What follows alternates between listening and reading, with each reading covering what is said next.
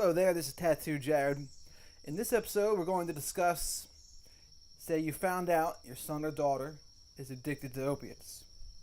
Now, counterintuitively, before I say anything, the first thing I want to say to do is to take a deep breath and make sure you take care of yourself first, because this could be the best thing for them and absolutely you. And the reason why I say to do this is because you can't help anyone who doesn't want to help themselves. They have a saying in NA, Narcotics Anonymous, and Alcoholics Anonymous too.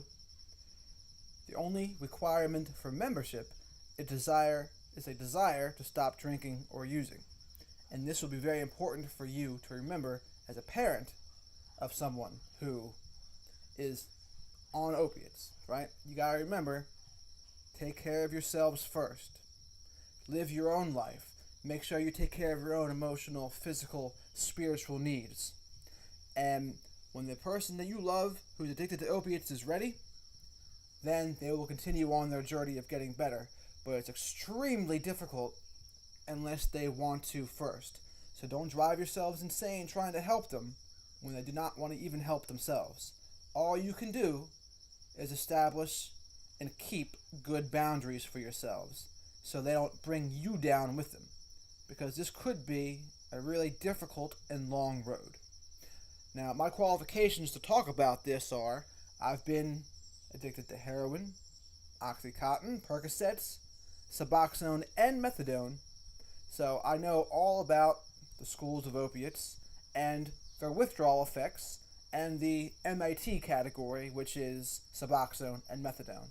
And I even have a recommendation that is better, I think, than Suboxone and Methadone.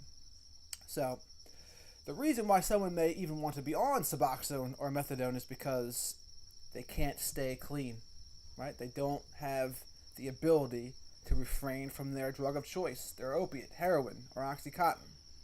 And this is not to say it certainly does not come with its drawbacks, right? If you talk to addiction professionals, they'll tell you evidence-based literature suggests that MAT is the best way to go. And there's a reason why they're saying this, and I don't completely agree, but I have my own thoughts on the matter. They say this because most people mess up, and they don't stay completely clean. It's the same problem people have with NA, is that it's only a 9-10% success rate. But there are certainly people there who do stay clean. So it's not to say it doesn't work. They'll tell you the reason why the success rate is so low is because people don't thoroughly follow their path, which is also true, but I don't think it's completely true. A big reason that many people do not stay well is because I think a lot of people who use opiates and become addicted are also mentally ill with either anxiety, depression, or bipolar, and they're self-medicating those things with their opiate use. The problem with diagnosing mental illness when someone's on drugs is it's really difficult to find out, are they just experiencing mental health symptoms because of their drug use, or is there an underlying issue? You got to be clean for a little while to really determine if there's going to be an underlying issue. But for these reasons are why the medical professionals will just say, oh yes, get on Suboxone, get on Methadone. But I'll warn you, and them, Methadone and Suboxone are just as hard, if not harder, to get off of than the original opiate, such as heroin, Oxycontin, or Percocet. The Percocet and heroin withdrawal is much more intense, it's more intense, but for shorter duration. The Suboxone and Methadone, man, people stay on that stuff for years and can't get off. But not to say it can't be good. I think Suboxone has the advantage over Methadone because if you go on Methadone, you got to go to a clinic every day, and just that alone makes it a pain. And it's also a full-blown opiate agonist, so you feel all the opiate effects at first. But if you're going to be on Methadone, chances are you're not even going to feel the high anymore. Now, there's Suboxone and Subutext. Suboxone is a partial agonist, so you feel some of the opiate-like effects. And Subutext is also a full-blown opiate agonist, so you feel the opiate effects. Now, when I was on Suboxone, I would describe it as you feel all the negative effects of an opiate, except without the positive. And this is true for people that actually need it because they are addicted to opiates, right? If you have no opiate tolerance and you take a Suboxone, yeah, you get pretty messed up. But the advantage of something like Suboxone is you get it in a pill, you can take home a prescription for it, and it doesn't affect, like you don't have to go drive to a clinic every day. And while you're on it, if you're ready to do the right things and you're ready to use it the right way, what can happen is you use it to build up coping mechanisms. You use it to build yourself a network. You use it to start living life without the street life that comes with being a using addict, right? A active addict. Now, there's a lot of arguments whether Suboxone is clean or not. They've proven, NA says it's not clean, and I agree. I don't think it is clean, but it also doesn't mean that people should be looked down upon for being on it. I think it can be a very useful bridge.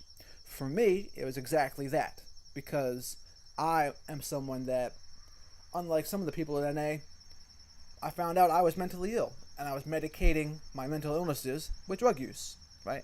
And so I discovered this after I got off of Suboxone, but I used Suboxone, and I didn't realize it, but it was also self-medicating my mental illnesses too at the same time, but I used it correctly. I eventually didn't do any more drinking or other drugs, and I was just on Suboxone for a while. I built a support group. I built some coping mechanisms. I had some tools so that when I slowly got off, I didn't go off the deep end, and I was able to maintain a recovery, right? And not to say it wasn't difficult, and not to say it didn't absolutely suck, because it did. It was just as bad as the methadone and just as bad as any of the other opiates I had done, the withdrawal. And that's what the doctors said wouldn't happen, but they were absolutely wrong. There's absolutely withdrawal with Suboxone. And so you gotta take the good with the bad, right? And the good was I built myself some coping mechanisms, had the tools, and I was able to keep on going. Now, Suboxone in and of itself, they say you should stay on it forever. And the reason why I didn't do that is because I found out I needed to sleep like 16 hours a day. I'm falling asleep all day throughout the day, and I wasn't living up to my fullest potential. The negative effects of the opiate, Suboxone, became worse than the positive benefits, and so then I got off. And I did. And I've been lucky enough to refrain from all that kind of stuff. And so, before you look into sending your loved one to a detox or a rehab, let me go into a little spiel about those things too. All they're going to do for your child at a detox is they're either going to give them Suboxone or Methadone, wean them off of their opiate, and then set them loose, right? And they're still going to have withdrawal from those things too. But that's all that happens at these detoxes now. There's nothing else going on. It's just an expensive little vacation from drugs where they give you MAT, Suboxone, Subutext, or maybe Methadone. I feel like there's another choice called Kratom, which is legal, which is super cheap, which has opiate-like effects, that's natural, that is much healthier for your body than Suboxone, Subutext, or Methadone, right? I don't even know the long-term effects of what Suboxone is. It hasn't been around enough for people to study it. But I have my suspicions that it was not the healthiest thing for my body, and my gastrointestinal system in particular. It was not good. But they don't know, because it's just come around. But Kratom, I think, is a much healthier alternative than Suboxone and Methadone. And before you go ask your medical professional about that, all they're going to tell you is, no, it's not. There's been deaths related to Kratom, which is honestly BS. The reason why they're saying that to you is because they can't make money from Kratom. They can make money from Suboxone, they can make money from Subutext, and maybe even make a little money from Methadone, but there's no money to be made from Kratom. And so they're going to try to talk as badly about Kratom as possible. Why? Because money gets in the way of this thing. And this holds true for the rehab thing too, which I'm about to get to in a minute. But Kratom, much healthier, much safer, and I would say there's many more deaths involved with Methadone and Suboxone and Subutext, the medically assisted treatments that are approved by the medical community, than Kratom. Don't ever get it twisted. And a lot of the people they're teaching this stuff, they don't even know that they're wrong. Because why would they know? They haven't been on it. They don't know these things. They only know what they read. They only know what they've been taught. And sometimes, unfortunately, what they've been taught has been built right into the system of making people money, and they don't even realize they're a part of it. But I can tell you the difference because I've had kratom too. And much safer, much more natural. And if you use it with the right purposes, intents, just like if you could use Suboxone with the right purposes, then it could be a very good thing. Now, my spiel about drug rehab is, again, if the addict actually wants to get better, rehab can be a great thing. But unfortunately, rehab is no magic cure. There's going to be trained professionals there that are counselors, addiction counselors, etc. Maybe they might be able to discover at a rehab if you're mentally ill or not. Maybe. Sometimes it kind of squeaks by and people don't notice it. But the best part about a rehab is it gives you 30, 60, 90 days to get away from your drug, to kind of reset, which is really good. But when you get out, the same old problems can come back again. And that's why the long-term solution is, what is the long-term solution for people? Some people choose NA or AA. Some people decide not to go that route and just become spiritual or religious. There's no right or wrong way. It's whatever way works for them. I've seen some people say that they didn't really like NA, and they're doing awesome. Other people, they do absolutely need NA because they're the kind of people that they can't have one drink or one drug without going out the deep end. And it takes some real self-honesty to know the difference. It can be tough. But as I said, these are the kind of things you're going to have to start thinking about, and your loved one is going to have to start thinking about. My email address, as I've said before, mellowmentoring@gmail.com. If there are any questions you may have about this and my philosophy, please do not hesitate to reach out. And remember, take care of yourselves first, because that's the only person you really can do something about. The only person you can really change is yourselves. And pray that the loved one you know that's on opiates will find a desire to stop, because that's first and foremost to them getting better, finding the desire. And then you can teach them about the dangers of MAT and the benefits of MAT, and then building a long-term life of recovery, being free from the addiction of the opiate. Because that's the whole goal here. We want to be able to live our lives, and hopefully one day without the chemical addiction to an opiate. We don't need to rush that part of it, though.